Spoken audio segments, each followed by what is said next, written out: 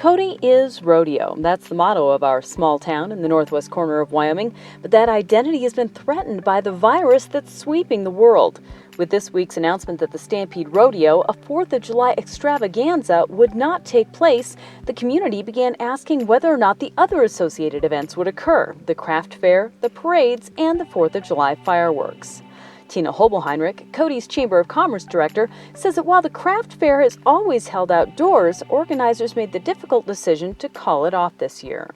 You know, the 4th of July in Cody, Wyoming is amazing. This is the best place on the planet to be on the 4th of July.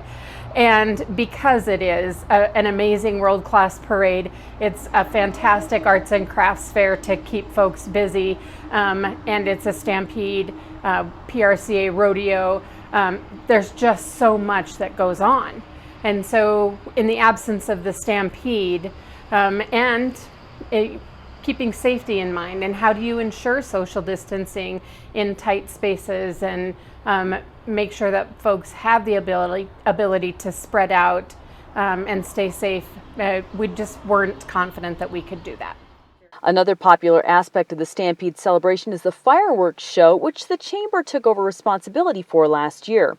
Hoebelheinrich says she believes that display should be unaffected. I believe that the fireworks show here will be safe because we don't have a central viewing area.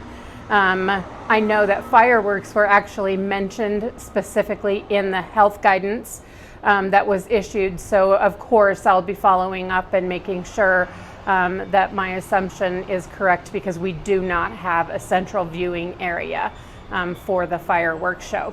It's not like a Cheyenne Frontier Days or a Byron Days, where everybody's concentrated in the city park to watch them. It's very, very different.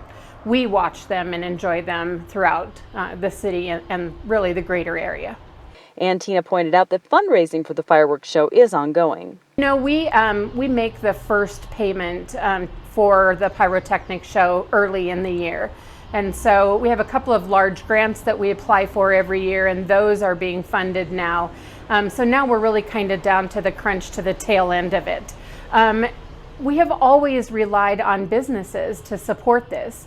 And this year we're going to be looking more to the community and other organizations that might be in a different place to support the fireworks show, just knowing that it's tough for businesses right now.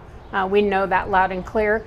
And so we'll be doing some individual fundraising. I think you'll see jars pop up on store counters, and that'll be a great way for the community just to drop their change in and donate.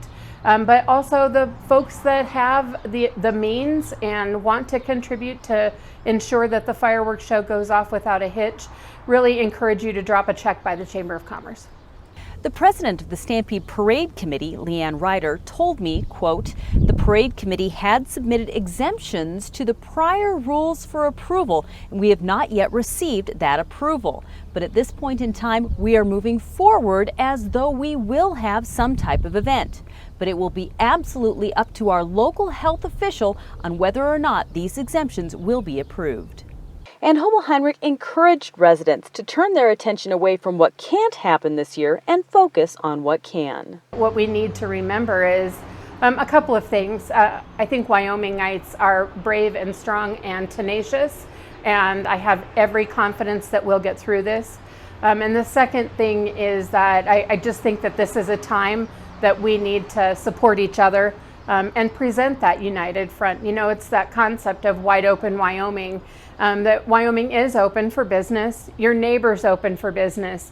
So how we can support our neighbors and how we can support the entire state is going to be incredibly important. But I just know that we can do this. Thanks for tuning in to another Community Update. If your business would be interested in sponsoring these conversations with local community leaders, please contact me at 307-899-2799 or email me, wendy@wanderwyoming.com.